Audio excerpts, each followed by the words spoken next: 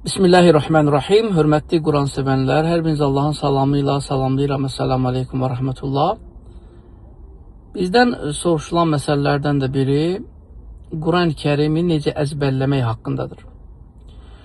Və müxtəlif yaş kateqoriyasında olan insanlar, tələbələr bu suala tez-tez verir və burada məsələyə individual yanaşmaq lazımdır. Hər bir tələbə, Quran tələbəsi Quran əzbərləmək üçün İlk öncə gözəl bir şəkildə niyyət etməlidir ki, mən Allahın kitabını, kəlamını əzbərləyəcəm. Sonra özünə vaxt bəlli eləməlidir. O, işinə uyğun ola bilər, dərsinə uyğun ola bilər, həyat tərzinə uyğun ola bilər. Məsələn, bəziləri üçün sübh namazından sonra, bəziləri üçün günorta, bəziləri üçün axşam.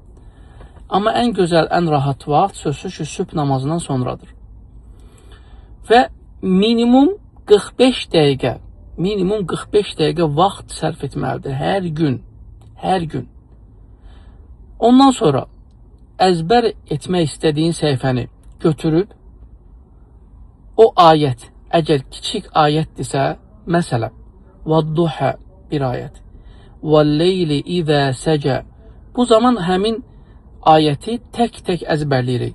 Vəd-duhə, vəd-duhə, vəd-duhə. Birinci baxa-baxa baxırıq və deyirik. Sonra isə gözümüzü Quran-ı Kərimdən, Musafdan çəkirik və əzbərdən deyirik. Vəd-duhə, vəd-duhə, vəd-duhə. Yox, əgər ayət böyüdürsə, məsələn, İnnəl-ləzīnə kəfəru səvaun aleyhim əənzərtəhum əm ləm tunzirhum lə yu'minun. Bu zaman bu böyük ayəni 3, 4 və ya 5 yerə bölük. Məsələn, İnnəl-ləzīnə kəfəru. İnnəl-ləzīnə kəfəru. 20 dəfə, 30 dəfə bunu deyirik. Sonra bunu əzbərdən dedikdə digər bir növbəti sözə keçirik. İnnəl-ləzīnə kəfəru səvaun aleyhim, səvaun aleyhim, səvaun aleyhim. Sonra isə ondan əvvəlki əzbər etdiyimiz ayətin əvvəlini bununla birləşdiririk. İnnəl-ləzīnə kəfəru səvaun aleyhim, İnnəl-ləzīnə kəfəru səvaun aleyhim. Və bu formada ayəti tamamlayırıq. Əgər bir tələbənin 45 dəqiqədə əzbər edə biləcəyi yarım səhifədirsə, deməli onun gücü, zehni buna çatır. Yox, bir səhifədirsə, deməli onun da gücü buna çatır. Yox, bir ayətdirsə, deməli onun da gücü buna çatır. Yəni, məsələn, filan kəs 1 saat oturur, 45 dəqiqə oturur, bir səhifə əzbərləyir, mən isə bir ayət əzbərləyirəm. Onun ruzusu orada, sənin ruzun burada.